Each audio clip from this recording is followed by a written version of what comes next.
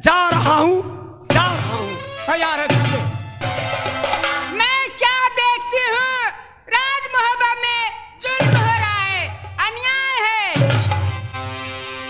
लगती गरबुआ गोतनी फूला की, लगती गरबुआ गोतनी फूला की, सदी न पुत्रा हो गया अवतार, सुंदर बालक हो गोतनी फूला की। हो माना त घट जगा बेटा इंदला के यार, माना त घट जाएगा बेटा इंदला।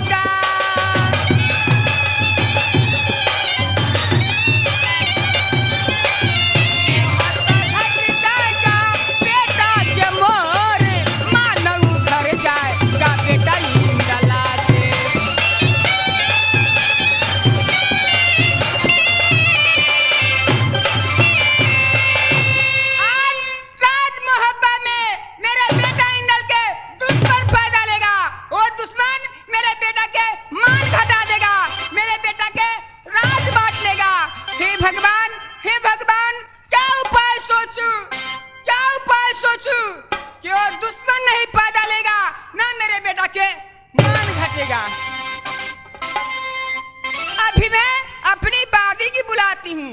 ये कहाँ गई बादी में त्रिनयना गढ़वाली, ये आओ मेरी बादी सोना महलो में आओ मेरी बादी सोना की भवन।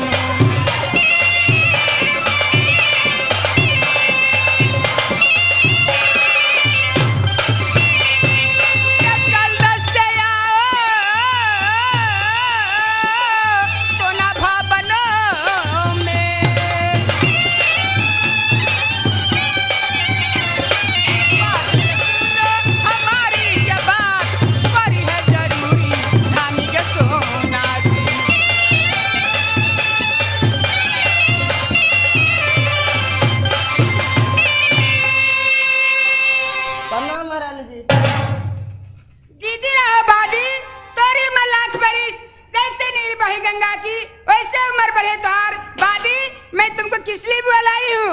बोलेगी महाराज क्यों बुलाई है?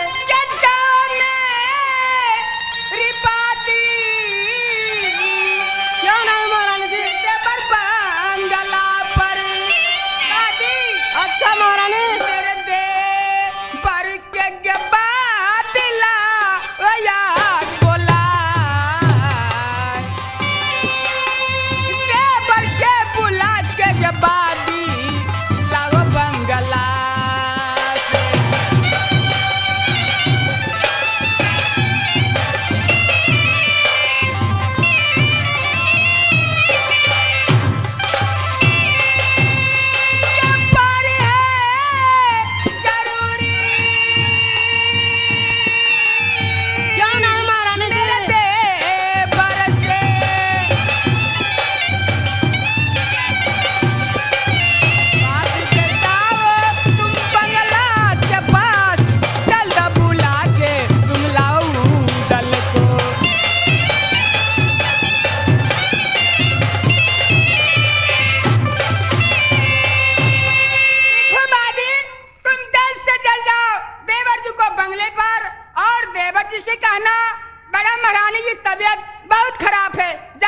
ठीक है महारानी जी।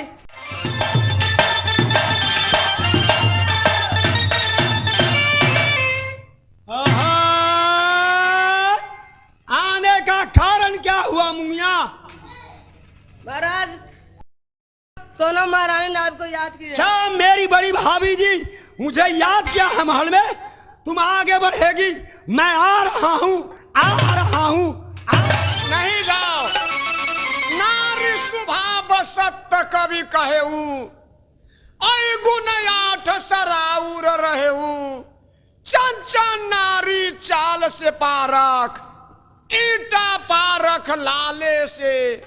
धान के लार पुआर से पारख, चतुर पारख बाते से।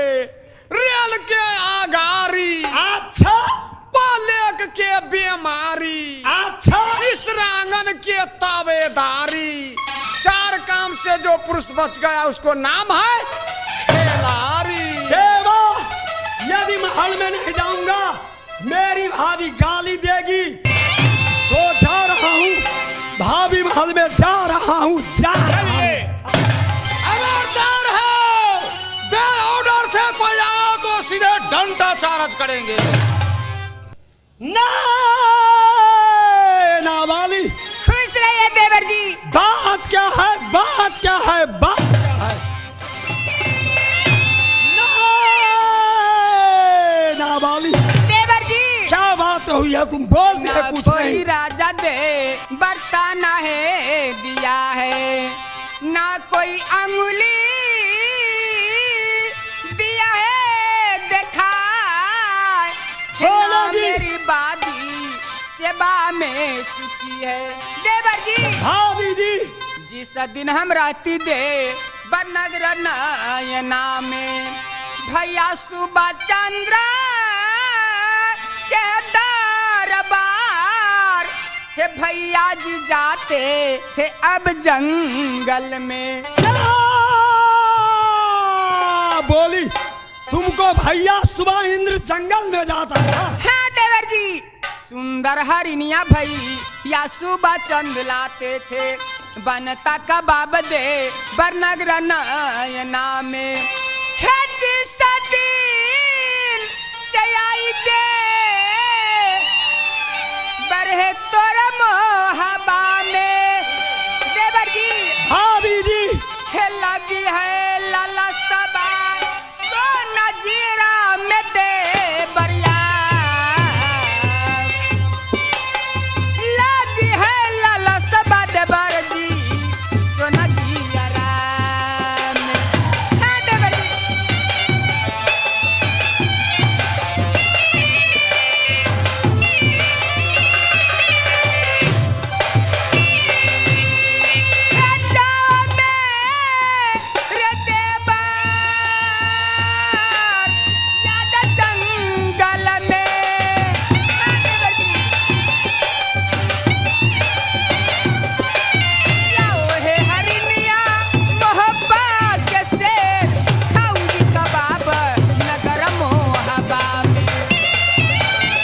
भाभी जी।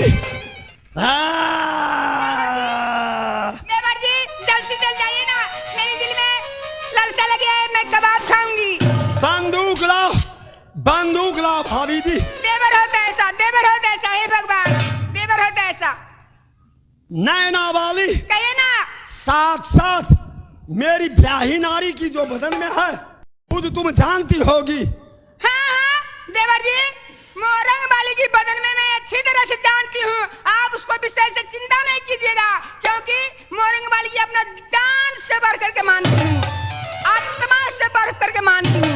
मुझ पर विश्वास है कि नहीं, भरोसा है कि नहीं? विश्वास है, भरोसा है। जैसे रामायण में गोस्वामी तुलसीदास जी लिखते नहीं हैं जाओ शिकार खेलने के लिए। कि मन बिनु निज निजा लबिनु मीना, मम जीवन है तुम ही अधीना।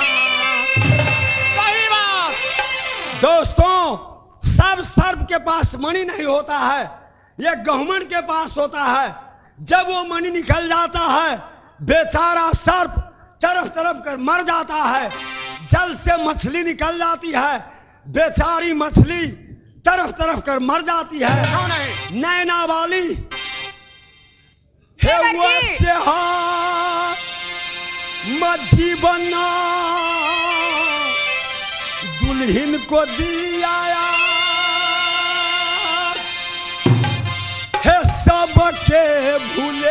भूलेगा उदल ब्याही न भूलेगा।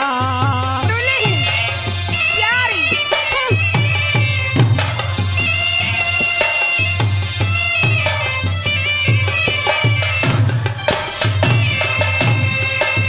भैया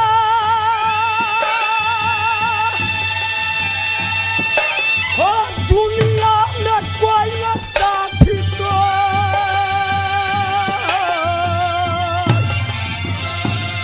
हो धर्मराज घर के एक ब्याही नारी साथी। प्याही नारी अरे बाप रे बाप बहुत प्यार से बोलते हैं प्याही नारी ये भैया सुनो दरभंगा के समाज हो उदल रमाना है जंगल को। चाहिए चाहिए देवर होता है ऐसा चाहिए खुश रहिए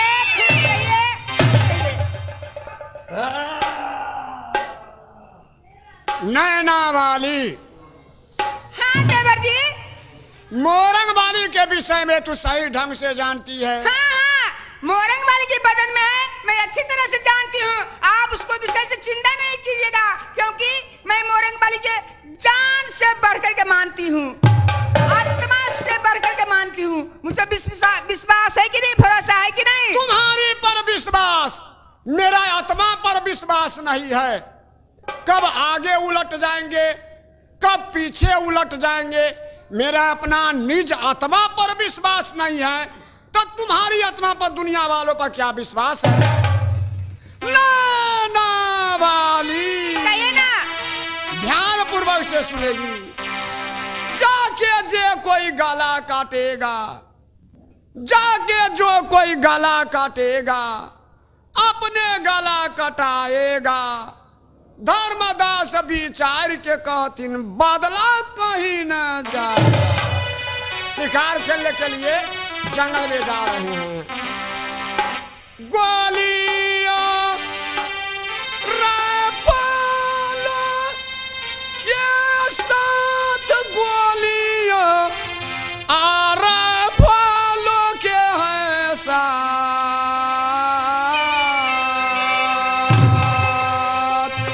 देवाया रामाना घोर जंगल के।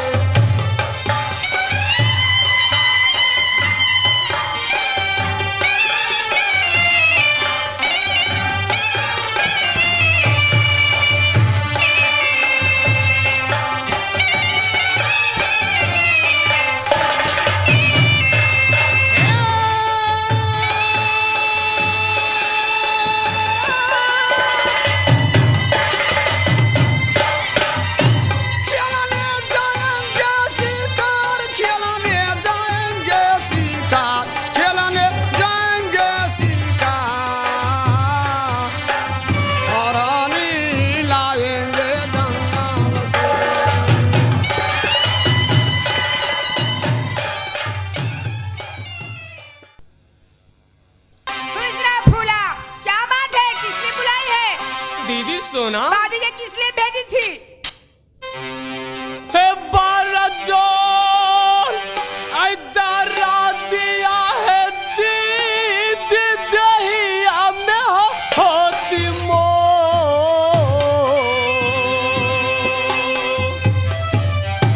हे बाराजोर दरा दिया है दीदी होती दहिया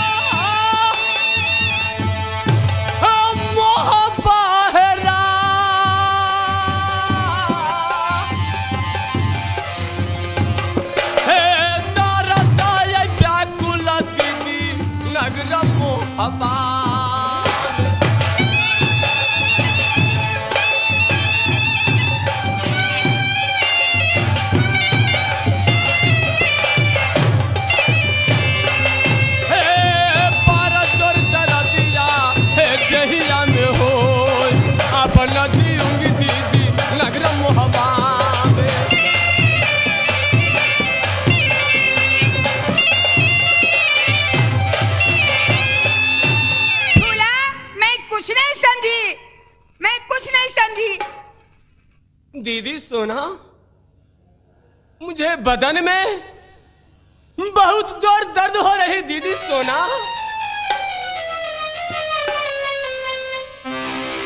हे डगरी मंगा वहाँ मर्जी दी अब मोहब्बा का ढरा।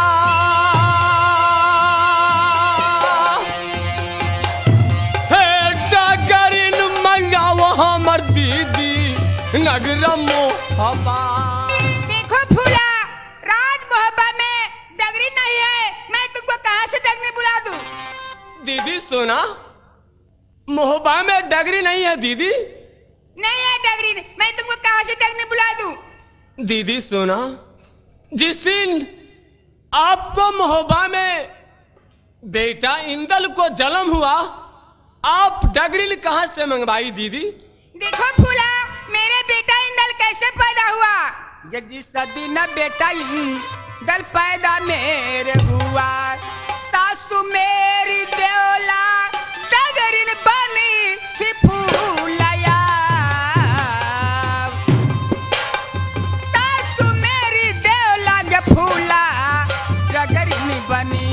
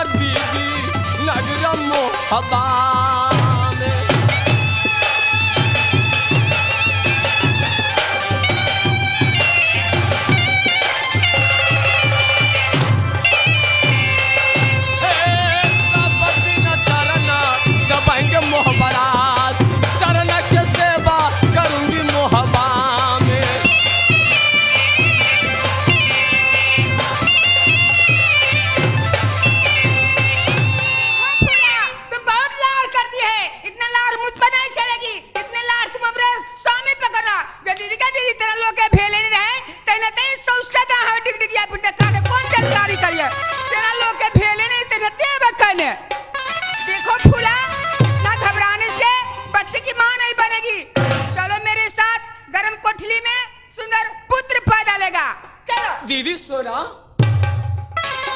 आज आप जो कहेगी मैं आपको बात करूंगी दीदी। तुम मुझे जल्द जान बचा दो दीदी। पूरा जानकारी करे। चलो मेरे साथ, चलो, चलो मेरे साथ।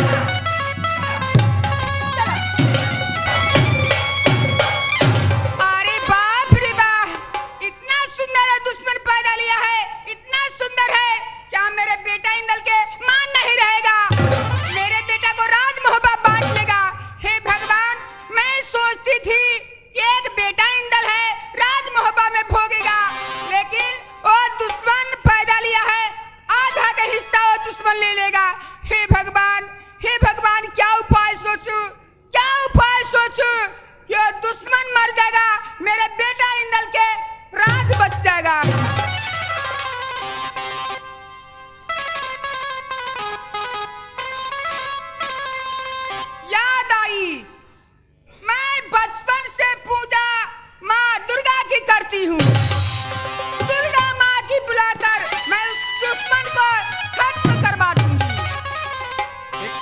आई मैया में रिश्ता तो बहिन दुर्गा है कहाँ गई मैया में रिश्ता तो बहिन दुर्गा है दर्शन दिखाओ जग जननी है दुर्गा माँ दर्शन दिखाओ माता दुर्गा नाग सोना की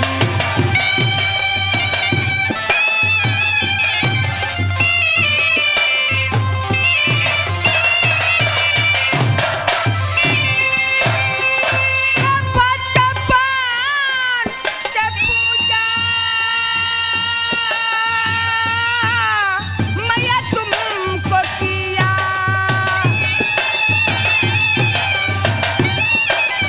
और है मुसीबत सोना की अब लौटो जग जननी सोना की महल में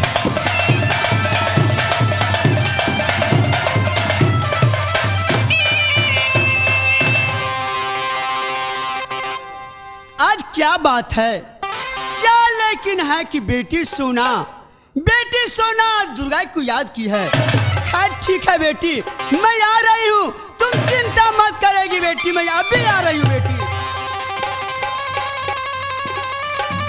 प्रणाम माँ दुर्गे। हाँ बेटी, देखो बेटी, किस लिए तुम माँ को याद करती है बेटी? माँ दुर्गे, मैं तुमको बचपन से पूजा करती हूँ, है ना माँ? हाँ हाँ बेटी, ये कुशला सुनाएगी बेटी मोहब्बा में यार। ये कुशला सुनाएगी बेटी मैया दुर्गा की। धन है माँ दुर्गे, धन है माँ।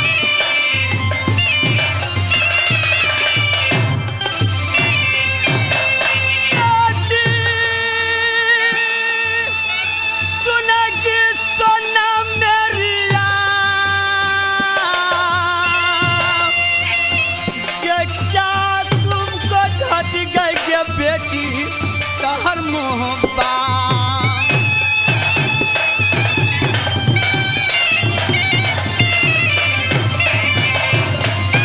सुनाएगी मोहब्बा में यार, ये किस लिए याद करती मैया।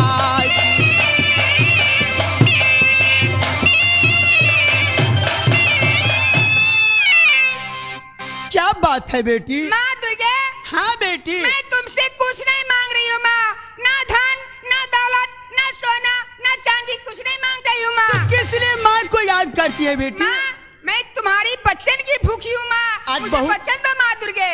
क्या बच्चन? आज मैं माँ। तुमको बहुत खुशहाली में देख रही हूँ, तुम आज बहुत चंचल में है बेटी। क्या तुमको साथ में बच्चन में बनाऊं बेटी? हाँ माँ, मुझे बच्चन दो माँ, इसके बाद मैं कुछ कहूँगी। खैर तुम बात को नहीं मानेगी बेटी, तो लो मैं बच्चन में बनाती हूँ बेटी। एक साथ दूसरा तेसर साथ अगर मैं तुमको कहल नहीं करूँ बेटी, अस्सी को नरक में पड़ू बेटी। जय है माँ दुर्गे, जय है माँ दुर्गे। माँ, हाँ बेटी, देखो माँ, आज मोहब्बत में बहुत खुशी है माँ दुर्गे। क्या खुशी है बेटी बताएगी? खुशी खुशी इसलिए है माँ कि देवर जी को महल में सुंदर पुत्र पैदा लिया है। क्या पुत्र पैदा हुआ? हाँ माँ, इसलिए खुशी है। तो ठीक है बेटी, अगर मोहब्बत में उधर बेटा को पुत्र पैदा हुआ, ये याद खुशहाली होगी मोहब्बत में यार। ये आनंद बधाइया बोलेगा मोहब्बत।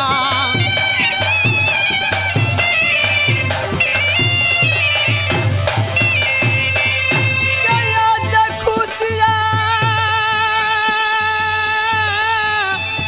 ये नगर मोहब्बत में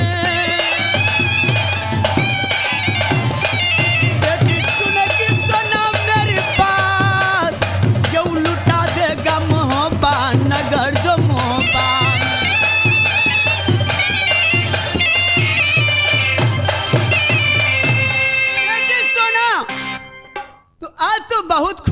बात है कि आज उधर शहर मोहब्बा में 3-3 शादी किया, लेकिन एक पुत्र पैदा नहीं हुआ था। आज ये क्या, आज ये फूला की कोख से एक लौता बेटा पैदा हुआ। बहुत खुशी की बात है बेटी। माँ दुर्गे, तुमको ये खुशी की बात है, तुमको ये तुम मोहब्बत लुटाओ, आनंद बधाई तुम बजाओ, पत्थर में भी तुम जलमा। हाँ हाँ, लेकिन सोना के लिए वो दुश्मन पैदा लिया है। वो दुश्मन मेरे बेटा इंदल के मान घटा दिया, मेरे बेटा के राज बांट लेगा, इसलिए वो दुश्मन को मैं देखना नहीं चाहती। ले जाओ उस दुश्मन को अपनी खप्पर में भूज करके खा जाना। क्या मैं खपर में नहीं सोना, ऐसे तुम वचन नहीं दूं। पत्थर पर भी जलमा है। क्या जो जो गसरम सोनया, गसरम नयाती गसोनमा तुमको मोहब्बा।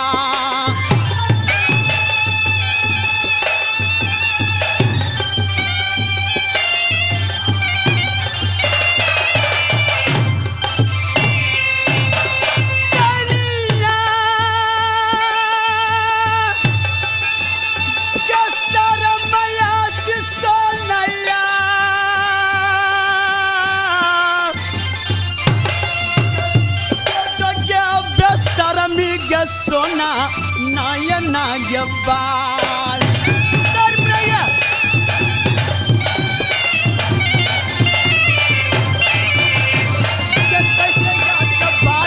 को खबर में भूलिया के उदला पुजारी के सोना या के दुर्गा।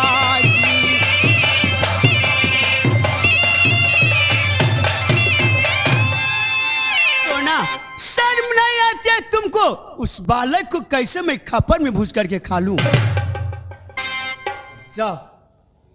क्या तुम नहीं उस दुश्मन को खबर में भूज कर खाएगी? कभी नहीं मैं खा सकती हूँ, कभी नहीं, कभी नहीं, कभी नहीं। सुन लो माँ, तुम सोना के साथ में वचन बनाई है, आज वचन देकर पीछे लौटती है, मैं सारा दुनिया में ढिढोरा पिटवा दूंगी। दुर्गा माँ में सच नहीं है, वचन देकर पीछे लौट जाती है, तुमको कोई नहीं पूजा देगा माँ, कोई नहीं पूजा देगा। पत्थर पर भी जलमा है, खुशी की बात है, मोहब्बत लुटाएगा। खैर ठीक है सोना, तुमको साथ ये माँ दुर्गा ने वचन बनाई है, अगर तुमको विचार है कि उस बालक को मैं खपर में भूज करके खा लूं तो ठीक है, तुम जाओ वहां सोरे घर से बालक को उठा करके लाओ, मुझे गोद में दे दो। ठीक है, उस बालक को मैं भूज करके मैं खा जाऊंगी बेटी। ऐसे ही कहा कि मैं सोरी घर में नहीं जाऊंगी, तुम इसी जगह रहा, मैं अभी उस दुश्मन को लेकर के आ रही। तुम जा सकती है बेटी, जा सोना, तुम ये ठीक काम नहीं करती है, अच्छा तुम नहीं करती है सोना। जा डाइन जो जो जो ये बेशरमी सोना नैना बालिया, जो जो बेशरमी नैना बाली।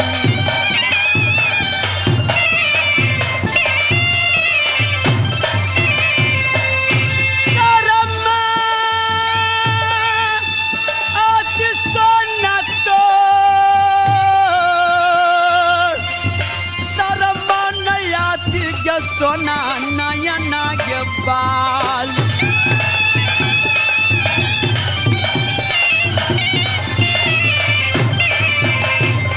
ये मरने न दूंगी के बालक को, यार मरने न दूंगी उस बालक को।